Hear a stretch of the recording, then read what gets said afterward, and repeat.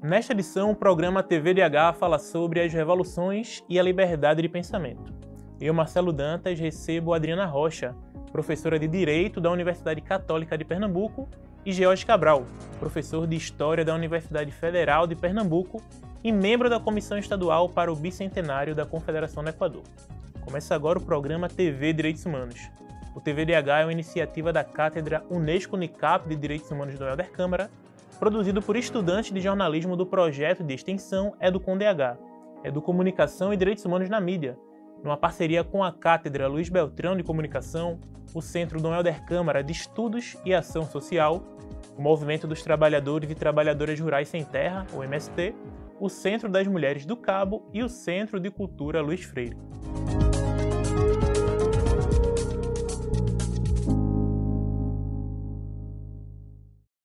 Desde a Revolução Francesa no século XVIII até as manifestações atuais pelo mundo, as revoluções têm sido um mecanismo de mudança social e política. A liberdade de pensamento, uma conquista fundamental destas revoltas, é essencial para a promoção dos direitos humanos e da democracia. Segundo a Declaração Universal dos Direitos Humanos, todos têm direito à liberdade de opinião e expressão. No entanto, em muitos lugares do mundo, essa liberdade ainda é repressa. Adriana, George, obrigado por terem aceitado o convite para a gente estar debatendo sobre direitos humanos. E apesar de ter apresentado vocês para o público, eu sempre acho muito mais simbólico vocês mesmos também se apresentarem. Professor, por favor. Olá, Marcelo, uma satisfação estar aqui. Eu sou professor de História, sou doutor em História pela Universidade de Salamanca. Atualmente sou docente de História do Brasil Colônia, na Federal de Pernambuco, e tenho participado muito, por intermédio do Instituto Arqueológico, da Academia Pernambucana de Letras, dessas celebrações e dessas rememorações que têm sido feitas desde 2017, por ocasião aí do bicentenário das nossas revoluções libertárias aqui de Pernambuco, do início do século XIX. Professora? Olá, Marcelo. É um grande prazer estar aqui com vocês debatendo um tema tão importante. Eu sou Adriana Rocha, eu sou professora de Direito Constitucional aqui na Universidade Católica de Pernambuco, já há mais de 30 anos, e sou também advogada, militante, tenho uma história também aí em diversas comissões que trabalham essa temática, não é, dos direitos humanos, a Comissão Nacional de Promoção da Igualdade do Conselho Federal da OAB, já presidi, e tenho um carinho especial pela minha disciplina de Direitos Fundamentais, nesse quadro geral das disciplinas de Direito Constitucional aqui da Universidade Católica. Então, Direitos Fundamentais, para mim, de fato, não é a disciplina aqui que prepara esse alunado a se desafiar também na busca da concretização dos direitos humanos. Professor, eu queria primeiro te perguntar, antes de tudo, o nome do título do programa é Revoluções e Liberdade de Pensamento. Mas, fundamentalmente, no Brasil, a gente tem uma certa dificuldade no sentido da narrativa, da disputa política, sobre alguns conceitos. No Brasil, especialmente, o conceito de revolução. A gente está num ano que se descomemora os 60 anos do golpe, onde tem uma ala que não chama de golpe, mas chama Revolução de 64. Apesar da distância histórica, eu queria que o senhor trouxesse um pouco para o nosso público o que é que configura uma revolução. Essa é uma pergunta bem difícil, Marcelo. O termo revolução é um termo que vem da física, mais precisamente da astrofísica. Marca o ciclo completo de um astro em uma determinada órbita. Nas ciências humanas, o termo assumiu uma ideia de mudança brusca, de ruptura da ordem estabelecida, de inversão dos papéis sociais. A gente sabe que ao longo da história, se a gente for procurar e olhar no detalhe, uma ruptura completa, uma inversão completa, ou um giro, como se entende na física, de uma revolução, nós não vamos encontrar exemplos acabados, exemplos perfeitos. Há quem diga, por exemplo, que apenas uma revolução na história da humanidade foi de fato uma revolução, ou pelo menos no nosso ocidente mais recente, teria sido a Revolução do Haiti, quando os escravizados tomam o poder e criam um Estado soberano. Então, a ideia de revolução, ela perpassa a nossa história sempre marcada por esses momentos em que a ordem estabelecida é colocada em questão, é colocada em xeque, né? E que há uma mudança nessa ordem estabelecida. Essa mudança nem sempre tem, né, o viés radical que os promotores da revolução desejam, né, mas provoca alterações, alterações que têm impactos na vida, né, das pessoas que estão ali vivenciando aquele episódio, né, e em alguns casos impactos também, né, num âmbito maior, né, em um espaço geográfico maior e um corte temporal maior também. Tá? Um exemplo de revolução com essa característica é a Revolução Francesa, por exemplo, né, que é tida por muitos como a revolução, né, que vai criar a nossa contemporaneidade a partir de 1789. Eu já vou pegar esse gancho aqui para trazer para o nosso público um trechinho desse livro, A Era das Revoluções, do historiador Eric Hobsbawm, em que ele diz o seguinte: a França deu o primeiro grande exemplo, o conceito e o vocabulário de nacionalismo. Deu os códigos legais, o modelo de organização técnica e científica e o sistema métrico de medidas para a maioria dos países. Esta foi a obra da Revolução Francesa. E mais tarde fala que as suas repercussões ocasionaram os levantes que levaram à libertação da América Latina depois de 1808. Então, isso acaba reforçando um pouco a perspectiva de quando a gente olha para a história, a gente não está olhando para um fato isolado, para uma coisa consumada, né? Mas uma coisa que, embora tendo aquele recorte temporal, ele continua a repercutir, né? Ele continua com seus ecos ainda hoje. E aí eu já vou lançar uma nova pergunta, professor, que faz sentido hoje a gente continuar pensando, a gente continuar refletindo sobre as revoluções, em especial a Revolução Francesa, que nesse ano está completando 235 anos. E aí já aproveito também para fazer uma pergunta para a professora, que é como é que essa concepção da Revolução Francesa e seus legados, elas repercutem hoje no campo do direito brasileiro, né? Sobretudo com a Constituição. Deixo aí essa missão bem facinho para vocês.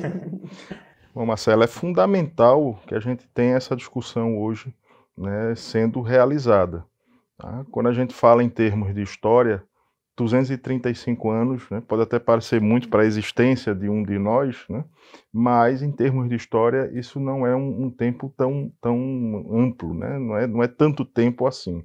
E por que eu estou fazendo, né, um destaque para isso? Porque muitas das conquistas que nós alcançamos, né, e que são a base da existência do mundo ocidental como nós conhecemos hoje, né, se iniciaram ou se aceleraram a partir da Revolução Francesa, que é uma herdeira, né, de todo aquele pensamento ilustrado que se constrói ao longo do século XVIII, né, e que vai procurar, sobretudo, pôr em questão, né, um aspecto que era central na sociedade de antigo regime, que era a naturalização da desigualdade. Então, no antigo regime, as pessoas eram desiguais porque tinha que ser assim, né? Porque era assim e na cabeça delas sempre seria assim. Então, o pensamento ilustrado que entra na prática, né, vamos dizer assim, na Revolução Francesa, na independência dos Estados Unidos, ele ataca essa unidade basilar, né, do pensamento de antigo regime, né? E isso é algo que permitiu uma série de desdobramentos, de avanços no mundo ocidental, que nos trouxeram até, né, o tempo em que vivemos hoje.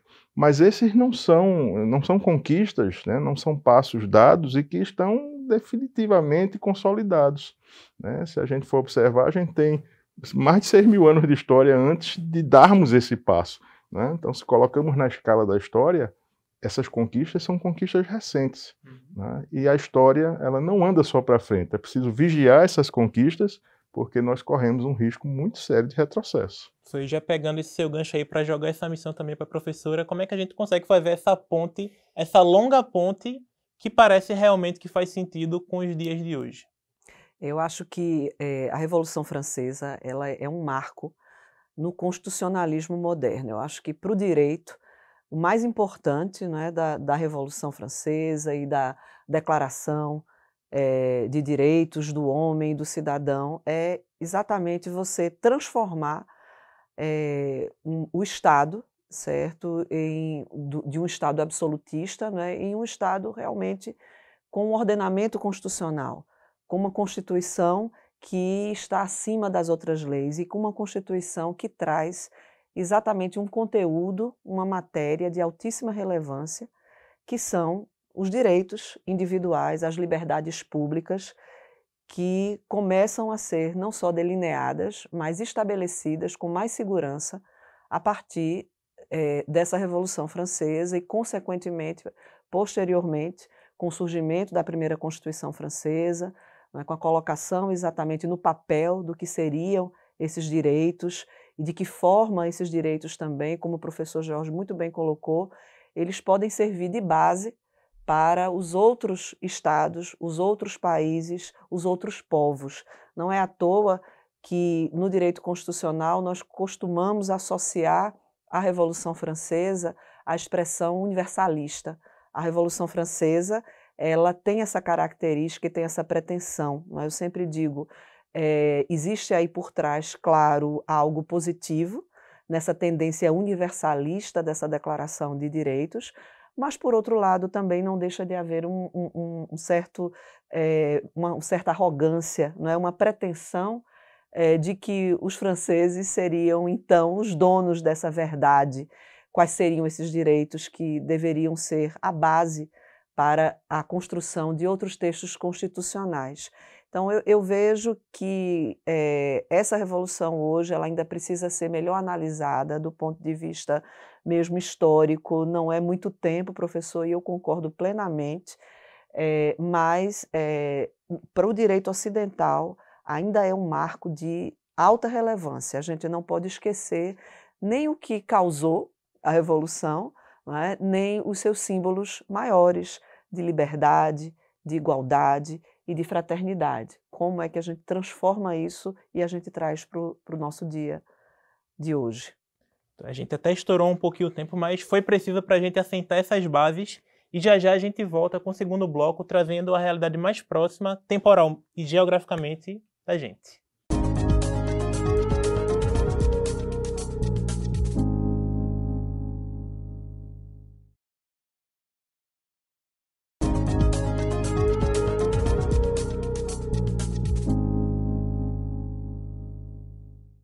Estamos de volta com o segundo bloco do TVDH, que nesta edição fala sobre as revoluções e a liberdade de pensamento. Agora a gente acompanha a reportagem de Juliano Domingues. O centro do Recife é muito mais do que comércio, trânsito e corre-corre. É também, sobretudo, a história do Brasil. Na pressa do dia a dia, talvez a gente nem se dê conta do quanto de evento importante já aconteceu no que hoje são essas ruas e avenidas. Foi no entorno do Forte das Cinco Pontas, por exemplo, que Frei Caneca foi fuzilado. Quem passa por aqui, será que sabe disso? Ou ao menos sabe quem foi Frei Caneca? Frei Caneca, eu me lembro das minhas aulas de história, que participou da Revolução de Pernambuco em 1717, ele foi muito importante, né? Ele foi morto, se eu não me engano, decapitado, mas ele foi muito importante para a nossa história e para a história de Pernambuco. Ele foi um dos heróis da insurreição pernambucana, né? Ali no Forte das Cinco Pontas tem um monumento, né, onde ele foi sacrificado, foi fuzilado, né? Foi um grande revolucionário que em Pernambuco foi uma referência e que as novas ideias que surgiam na Europa vinham para Pernambuco e assim se espalhavam. Joaquim da Silva Rabelo era filho de pais portugueses, mas nasceu no Recife. Ao ingressar na Ordem do Carmo, passou a se chamar Frei Joaquim do Amor Divino Caneca, em homenagem ao pai que fabricava copos e canecas. Mas ele entrou mesmo para a história com esse nome, Frei Caneca, por ter se tornado um grande ideólogo da liberdade e do movimento de contestação contra o autoritarismo da coroa portuguesa. Então, no Carmelo, o noviço vai ter toda uma preparação de discurso, de leituras, né? E também vive-se em um ambiente onde se propaga muito essas questões de liberalismo, de ideias liberais, algumas vindas da Europa, mas que se dá bem muito do Brasil, porque aqui havia um clima diante de várias contestações que isso se firma. Então, Frei Caneca, já em 24, é uma figura importantíssima nisso. A militância custou caro a Frei Caneca. Preso, foi julgado e condenado pelo crime de rebelião contra o Império Português. Ele deveria ter sido enforcado, mas 3 carrascos se recusaram a fazer esse serviço e a saída encontrada foi a execução a tiros, como retratado nesse quadro de Murilo La Greca. A execução foi há quase 200 anos, em 13 de janeiro de 1825. Mas o legado de Caneca da defesa das liberdades e da República permanece, embora ainda seja pouco reconhecido no Brasil. O protagonismo não foi de Pedro, nem José Bonifácio, nem todos aqueles nomes que a gente conhece, mas tem essas coisas que a gente percebe claramente. Então, Caneca é uma pessoa que realmente, esse seria sim, ter que ser pensado como realmente uma pessoa que pensou em um modelo disso que a gente hoje vê, né? Questão de voto, de constituição, de federalismo, tudo isso estava nos pensamentos canecianos. Professor, a gente teve essa grande referência de Frei Caneca, mas eu acho que vale também, né, em 1, 2 minutinhos, o senhor contextualizar um pouco mais para a gente como é que se deu, né, e qual é a relevância hoje da gente também estar falando do bicentenário da Confederação do Equador. Pois é, Marcelo, essa Revolução Francesa, né, que acaba se transformando em uma Revolução Atlântica, ela influencia, né, movimentos na América, especialmente na América Latina, né, ela tem os seus ecos aqui. A Marselhesa tem os seus ecos aqui também em Pernambuco. Né, e nessa discussão sobre direitos, sobre liberdade de expressão, há 2 marcos muito importantes aqui. Um primeiro marco é a Lei Orgânica de 1817, da República de Pernambuco, né, que já garantia em um dos seus artigos a liberdade de imprensa, né, e também cobrava a responsabilidade, né, pelo exercício dessa liberdade. Ainda nem existia uma imprensa estabelecida, mas a lei orgânica já procurava garantir isso. Né. E um outro marco importante nós encontramos em 1824, né, durante a Confederação do Equador, com a atuação de Frei Caneca, né, que é um dos mais importantes publicistas brasileiros dessas ideias. Tá? Frei Caneca deixa um conjunto de escritos magnífico, né, apontando como ele interpreta e como ele divulga para a sociedade brasileira, no momento em que o Estado Nacional está se formando, esses preceitos, né, da igualdade de direitos, da liberdade de expressão, da liberdade de culto. Né? Então, em Frei Caneca, nós encontramos bases muito interessantes do pensamento ocidental contemporâneo. Professor, aí como é que essas defesas pelas liberdades elas podem se associar também pela luta por uma efetiva garantia da liberdade de pensamento? Eu acho que a temática da liberdade de pensamento, hoje ela ganha uma nova dimensão, não é? Com a revolução tecnológica, com a utilização de inteligência artificial, a questão das fake news, das redes sociais, mas a base do debate ele permanece. Não é? É a ideia que a gente tem que passar também para o grande público, que não existem direitos fundamentais absolutos, em que pese a liberdade de expressão, a liberdade de imprensa, de fato serem direitos, como a gente diz, de primeira geração, não é? São direitos inaugurais que inauguram um novo pensamento humano, não é? Eles não são absolutos, então eles precisam estar em diálogo com outros direitos, com outros interesses e com outras proteções. A gente percebe isso muito na Europa, e nessa comparação entre Europa e Estados Unidos, de que forma, por exemplo, se trabalha o discurso de ódio, não é? O discurso contra minorias, o discurso contra mulheres, a misoginia, a questão do racismo e a questão também, no caso da Alemanha, né, com leis muito fortes que proíbem, por exemplo, até que você negue o Holocausto, certo? Em qualquer expressão, seja através de uma reportagem, seja através de uma rede social. Então há uma punição, há um direcionamento, porque a Europa foi palco das grandes guerras. Já o norte-americano, ele entende que não é? Que essa liberdade de expressão ela deve ser modulada caso a caso, certo? E aí você que busca o seu direito e, obviamente, aquele que tem mais condição financeira, ele geralmente consegue uma repercussão não é? Maior, né, em relação à garantia daquele seu direito, certo? E no Brasil a gente vem nesse sentido, eu acho que é muito bom a gente trazer para esse debate também esses ícones da nossa história, certo? Para que a gente perceba que nós somos um país de desiguais. Nós precisamos trabalhar essa temática da liberdade de expressão a partir, sobretudo, da ideia de democracia, né? O que é que isso significa e de que forma isso pode impactar na nossa realidade. Então a gente nunca deve esquecer, não devemos falar que a nossa liberdade de expressão ela está acima de qualquer outro interesse, porque isso não é sustentado, eu acho que nem pelo direito e nem pelo humanismo, nem pela ideia, não é, de humanidade que deve nos guiar, certo? Porque o respeito ao direito do outro é sempre um limite que nos ajuda a entender melhor essa evolução da liberdade de expressão, desde os seus primórdios, da Revolução Francesa, da nossa primeira Constituição também imperial, ainda em 1824, até hoje em dia, 1988, começamos esse debate, mas a gente ainda está engatinhando no que diz respeito a novas legislações. Professor, e a gente pegando esses vários conjuntos de liberdades que a gente está abordando aqui, o que é que a gente pode olhar para a Confederação do Equador, olhar para a própria Revolução Pernambucana e se inspirar na luta hoje por outras liberdades ou pelas mesmas que ainda não são efetivadas?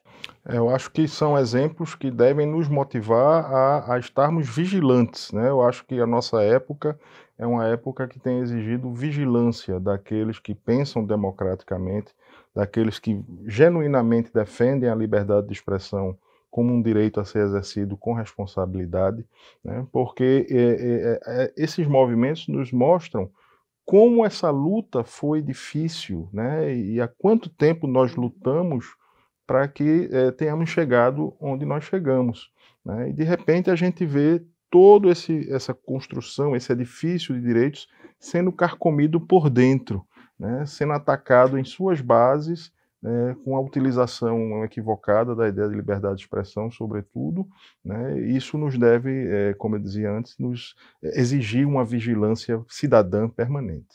Bom, e falando sobre liberdade de expressão, a gente volta no próximo bloco com as pessoas se expressando com a nossa repórter Cecília Nascimento, que vai às ruas perguntar: você se sente seguro para emitir a sua opinião, para falar o que pensa? A gente confere as respostas já já.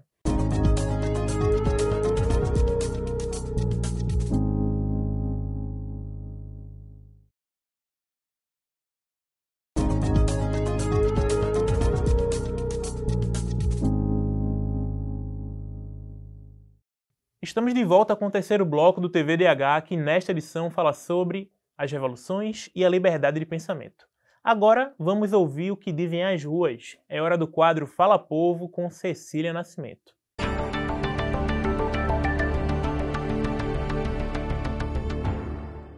É direito de todo cidadão expressar-se, mas existem limites já previstos em lei, já que existem direitos e deveres que todos devem cumprir.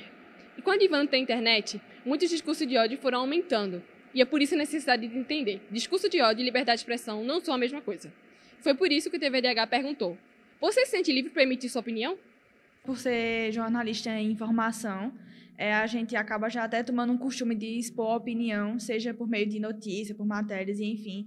Mas ainda tem um pouco de receio, por exemplo, na internet, né? Porque, enfim, muitos fatores que envolvem, né?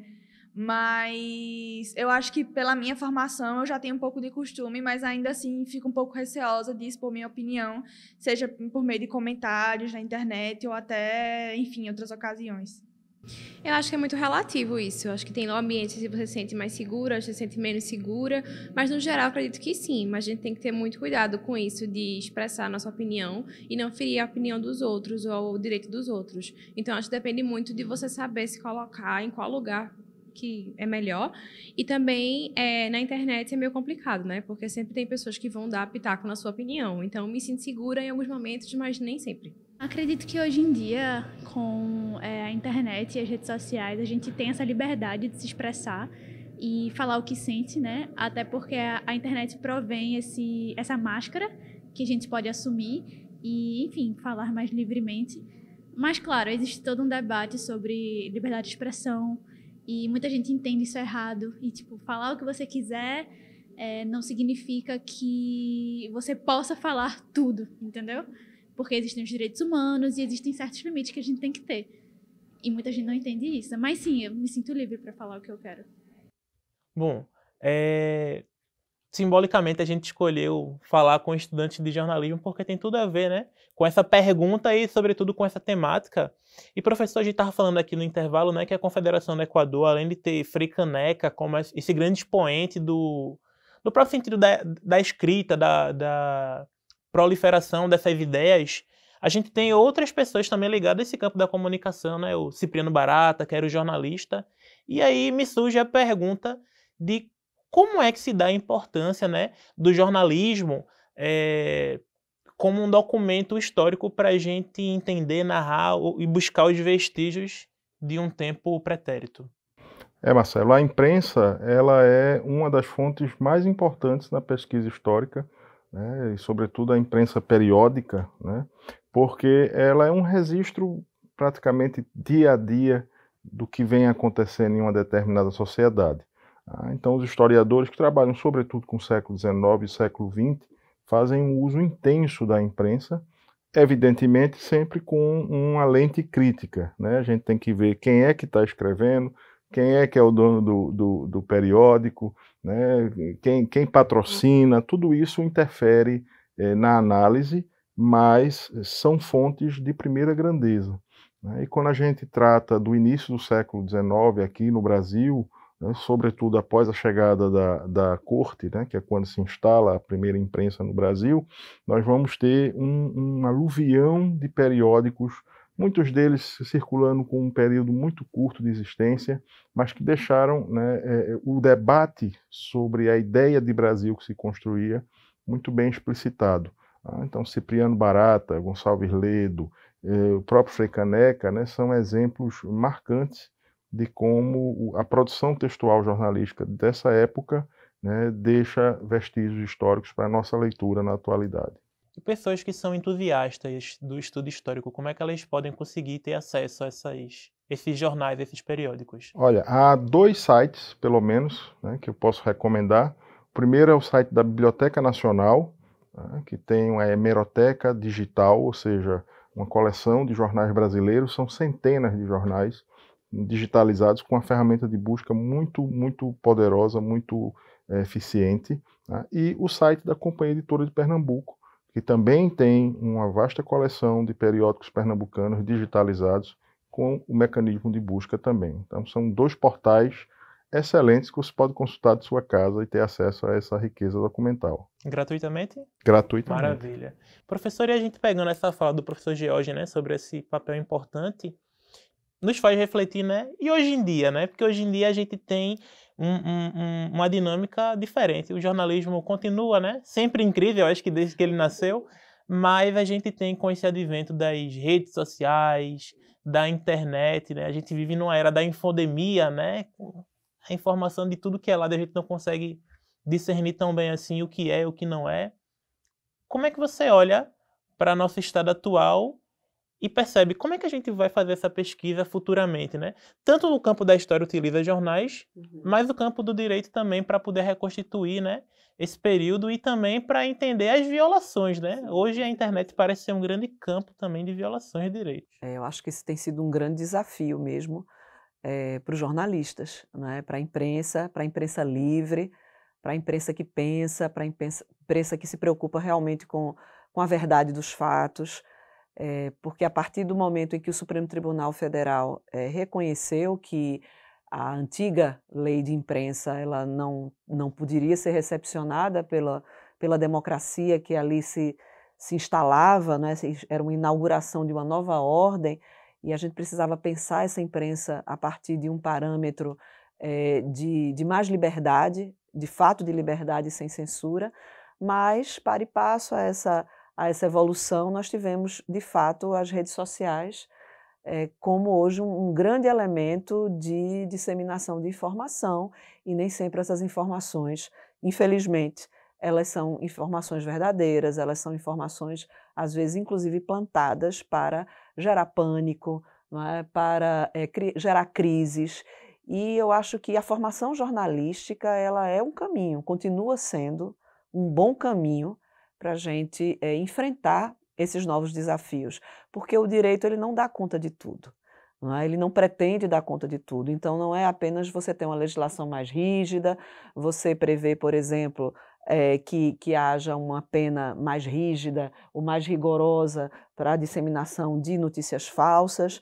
isso não vai solucionar, não é? Ou muito menos você evitar que as pessoas tenham acesso à internet ou tenham acesso a esses novos instrumentos mesmo de informação. Eu acho que essa educação, e aí nós como professores e sobretudo os jornalistas, a imprensa séria, ela precisa continuar insistindo, porque uma hora, não é, a gente realmente, eu acredito de fato nisso, né, essa tendência ela vai se inverter.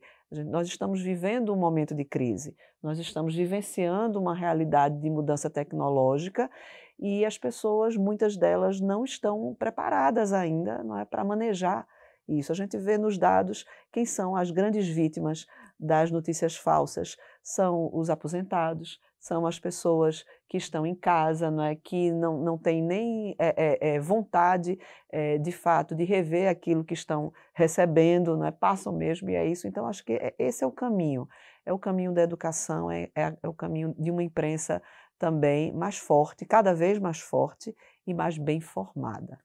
Então, que a gente utiliza a internet mais para acessar os sites, né, da Biblioteca Seria Nacional. ótimo, eu já anotei, viu, Marcelo? Já peguei a dica. E menos para compartilhar, sempre se preocupar se é verdade Exatamente, ou não. informação, perfeito, Bom, Marcelo. eu fiz várias perguntas, mas no próximo bloco quem faz a pergunta é quem nos acompanha de casa. Fica aí que já já a gente está de volta.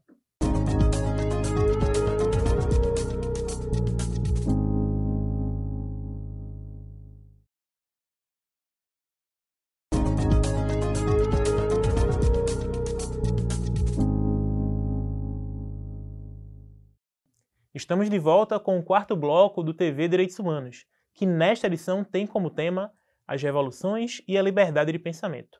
Agora, Adriana Rocha e George Cabral respondem a uma pergunta enviada por quem acompanha o nosso programa. É o momento do quadro Educar para os Direitos Humanos, com Renan Carneiro.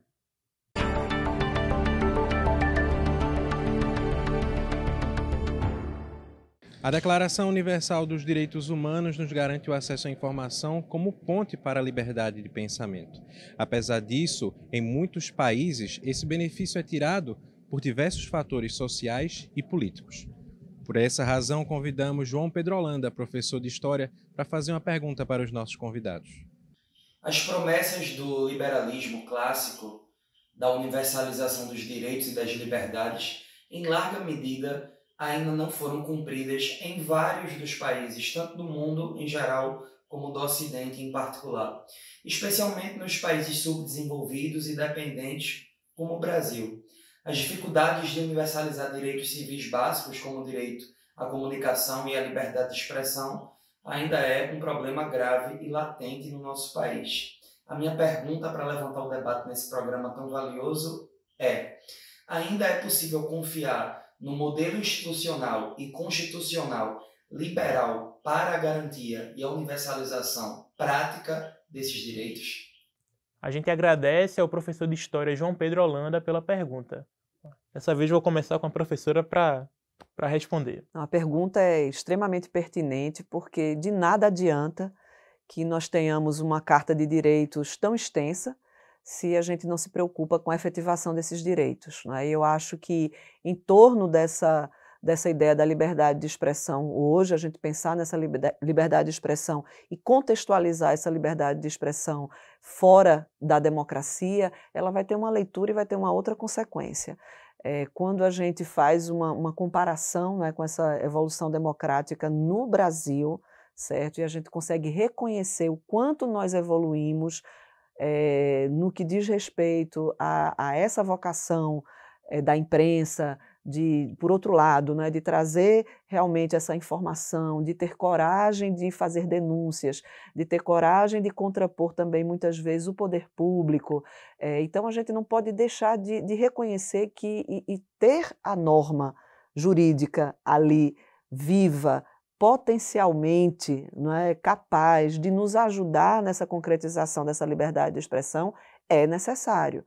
Quer dizer, a gente não pode afastar uma coisa da outra, apesar da luta pela efetividade dos direitos ser legítima e ser constante, e ser uma vocação permanente da humanidade, a gente não pode esquecer da importância dessas mudanças também desses textos legais, certo? Então, a partir de uma Constituição, da leitura de uma Constituição democrática, eu tenho uma consequência.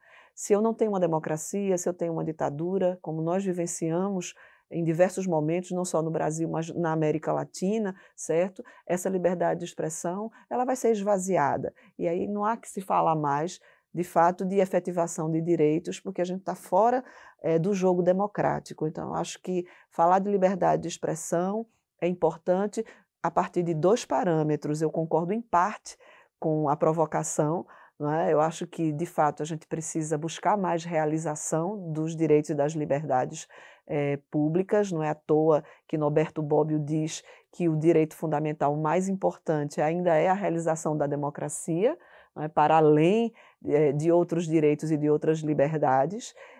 Mas eu sobretudo como constitucionalista e formada dentro desse movimento de redemocratização do meu país, que entrei na Faculdade de Direito em 1986, não é? Antes da Constituição de 88, eu continuo sendo um entusiasta de uma norma que preveja e que defenda direitos e a democracia.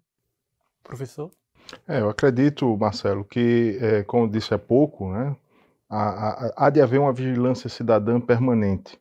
Né? As bases lançadas lá no século XVIII, no século XIX, elas ainda têm panos para manga, para serem exploradas. Né? De fato, nós não exaurimos as bases que foram lançadas pelo pensamento ilustrado no século XVIII e XIX, né? Em todo o desenvolvimento ao longo do século XX. É preciso manter uma vigilância sobre essas conquistas e, sobretudo, é preciso ter em mente que a democracia liberal ela tem que novamente se voltar para o bem social.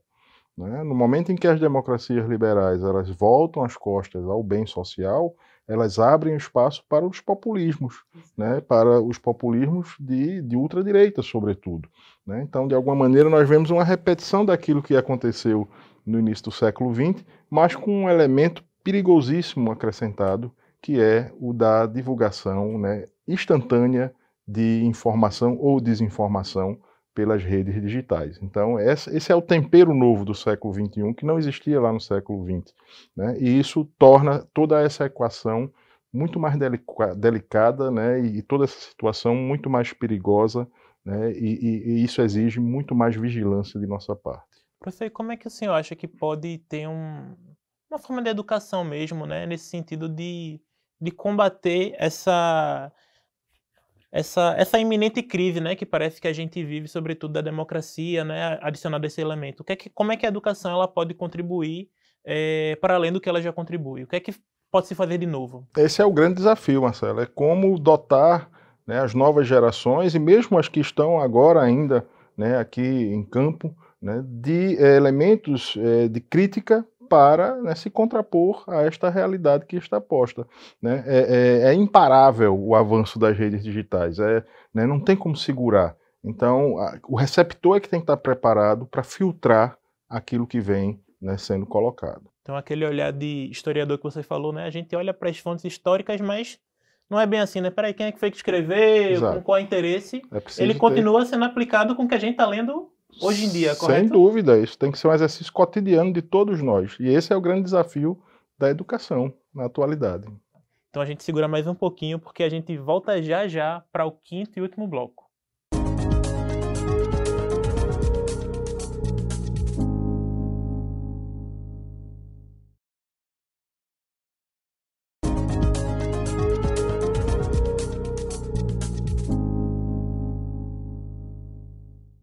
Chegamos ao 5º e último bloco do programa TVDH, que nesta edição fala sobre as revoluções e a liberdade de pensamento. Para isso, contamos com a presença de Adriana Rocha, professora de Direito Constitucional da Unicap e ex-presidenta da Comissão Estadual de Estudos Constitucionais e Cidadanias, e George Cabral, professor de História da UFPE e membro da Comissão Estadual para o Bicentenário da Confederação do Equador. Antes de tudo, queria mais uma vez agradecer a presença de vocês e também utilizar esse espaço para quem está nos acompanhando e quer continuar em contato com o tema, né? Essa é a oportunidade de vocês também indicarem alguma coisa que vocês tenham produzido ou que vocês tenham tido acesso e achem interessante relacionado à nossa temática, que abarca tantas outras ainda, né? Professor, por favor. Obrigado, Marcelo, pela oportunidade de estar aqui discutindo, né? Um tema que é crucial. Nós temos ouvido falar muito sobre liberdade de expressão, mas muitas vezes na defesa de uma liberdade de atacar, né, de uma liberdade para desinformar. Então é crucial que a nossa sociedade, né, estabeleça agora um padrão de discussão sobre essa temática, e eu penso como historiador que não há caminho mais seguro, né, para a gente compreender as idas e vindas desse processo, né, e o quanto foi duro construir esse processo, né, de cidadania, que olhar para a história, né? Nós temos em Pernambuco exemplos muito bons desse combate pela liberdade, né, desse combate pelos direitos. A Companhia Editora de Pernambuco publicou recentemente, né, 2 coleções voltadas para o processo de independência e para a Revolução de 1817. Vem coisas novas por aí sobre a Confederação do Equador. E eu queria destacar um livro recentemente lançado, que eu organizei, com 12 textos sobre a história de Pernambuco, né? Pernambuco é um laboratório do que é o Brasil na sua formação histórica, e lá é possível ver muito bem, né, como foi difícil, né, como foi sangrenta a construção de uma sociedade de liberdades, de direitos fundamentais, e que precisa a gente estar muito atento, né, para que não haja aí, né, uma falácia que nos leve a jogar toda essa construção fora. Perfeito. Professora, qual é a dica de hoje? Olha, a dica é uma dica cidadã. Quando a gente fala sobre liberdade de expressão, a gente tem essa preocupação também, o que é que o Congresso Nacional está fazendo, né, e como é que ele pode regulamentar essas questões relacionadas também aos nossos direitos. Então, vamos ficar atentos e atentas ao que está acontecendo no Congresso. Eu acho que o site, tanto da Câmara quanto do Senado Federal, são fontes importantíssimas de informação para a gente participar, se atualizar, porque eu acho que contra a desinformação, só mais informação, é assim que eu penso. Dica de leitura, acho que de um professor nosso aqui da Universidade Católica de Pernambuco, Gustavo Ferreira Santos, lançou recentemente Fake Democracy, então assim, o Democracy, né? E eu acho que vale a pena, né? Vou estar disponível aí eu não vou dizer aonde, mas vocês sabem, naquele site que a gente compra livro, que é um site internacional, tá lá, é só clicar, é um livrinho curtinho, mas assim, muito denso, e eu acho que vale a pena para a gente também entender um pouquinho dessa questão, né, da relação direta da liberdade de expressão com a democracia, porque é uma confusão grande aí, não é? Ou seja, será que quanto mais liberdade, mais democracia? Acho que essa é uma pergunta que eu deixo. Será que o caminho é esse? Ou será que o caminho, de fato, é de uma possível regulação, né? Mas uma regulação com equilíbrio, com proporcionalidade e sempre no direcionamento da proteção dos direitos humanos? Então, a gente não perdeu o nosso norte, é a nossa humanidade. Nenhuma inteligência artificial vai substituir o humano. Então, a gente precisa antecipar vamos dizer assim, uma revolução, né, que não seja uma revolução humana. E a gente precisa fixar ainda os nossos parâmetros da nossa essência, né, que é essa essência mesmo da dignidade da pessoa, do respeito ao outro, né, e do espírito colaborativo, da solidariedade. Viva a Revolução Francesa, sobretudo na ideia da fraternidade. Justo. Eu não sou convidado, mas também eu vou me arvorar aqui a fazer a indicação a partir desse livro, né? Esse próprio livro eu acho que é uma ótima indicação, Era das Revoluções, como toda a historiografia produzida toda a bibliografia produzida por Eric Hobsbawm. Mas na verdade, o que eu quero indicar não é nem o livro em si, é esse rótulo que tem aqui embaixo, né? Que é um livro da biblioteca, então fica o estímulo também que as pessoas utilizem mais da biblioteca, porque ali é um ambiente onde a gente pode estar dinamizando uma série de acervos históricos, de direito, inclusive da própria literatura, né? Eu acho que às vezes falta muito pra gente essa leitura, né? Leitura de tudo nos ajuda a fazer a leitura do mundo. E antes da gente encerrar, a gente ainda tem uns 2, 3 minutinhos, eu queria saber se vocês gostariam de acrescentar mais algum ponto, professor? Acrescentar que nós estamos celebrando o bicentenário, né, da Confederação do Equador, e que todos e todas estejam atentos aí à programação que vai ser divulgada pelo governo do estado. Professor, deixa eu só pegar o mote aqui, porque quando a gente fala muito de Confederação do Equador, a gente também acaba fazendo muitos paralelos com outro movimento que esteve muito próximo temporalmente, assim, que é a Revolução de Pernambuco, né? Realmente há essa proximidade, porque às vezes quando a gente está lendo, já faz um tempinho que eu me formei no ensino médio, né? Mas quando a gente está dentro da escola, a gente acaba confundindo por ser espaço geralmente de um parágrafo para a gente entender. Como é que tu conseguiria explicar assim, em linhas gerais, só uma missão difícil que eu estou lidando hoje, professor? Bom, olha, a Revolução de 17, muitos dos participantes dela estão em 24. Tá? E 17 é o único momento em que uma porção do Brasil experimenta autogoverno antes da independência. Então, quando em 24 o imperador Pedro I tenta, né, cortar as autonomias provinciais, sobretudo, né, há uma reação em Pernambuco muito forte por causa dessa herança revolucionária tão próxima de 17. Então, os dois movimentos estão muito entrelaçados. Maravilha. Professora? Só agradecer, Marcelo, foi maravilhoso a gente poder ter esse debate. Aprendi muito aqui com o professor, não é? E eu espero que a gente tenha também contribuído um pouquinho aí para essa reflexão e a gente não perder nesse cenário de tanta confusão, aquilo que de fato é importante, que é o conhecimento, que a gente continuar estudando, indo para a biblioteca, a gente festejando os nossos livros físicos, mas qualquer leitura é muito bem-vinda para a gente continuar defendendo a liberdade de expressão. Professores, mais uma vez, muito obrigado. Eu gosto muito de estar aqui, tanto para a gente estar ajudando a traduzir algum conhecimento para o pessoal, mas também para mim é uma grande oportunidade de estar tirando uma série de dúvidas com vocês. O TVDH é uma iniciativa da Cátedra Unesco-Unicap de Direitos Humanos, Dom Helder Câmara, produzido por estudantes de jornalismo do projeto de extensão EducomDH, Educomunicação e Direitos Humanos na Mídia, numa parceria com a Cátedra Luiz Beltrão de Comunicação, o Centro Dom Helder Câmara de Estudos e Ação Social, Movimento dos Trabalhadores e Trabalhadoras Rurais Sem Terra, o MST, o Centro das Mulheres do Cabo e o Centro de Cultura Luiz Freire. Acompanhe a gente nas redes sociais e traga sugestões. Anota aí, é @programatvdh.unicap. Estamos também no YouTube e nos canais Jornalismo Unicap e Cátedra Dom Helder, e lá você encontra outras edições do programa, sempre com o tema dos direitos humanos, inclusive com vários temas que a gente veio traçando aqui hoje. Agradecemos pela companhia e até a próxima.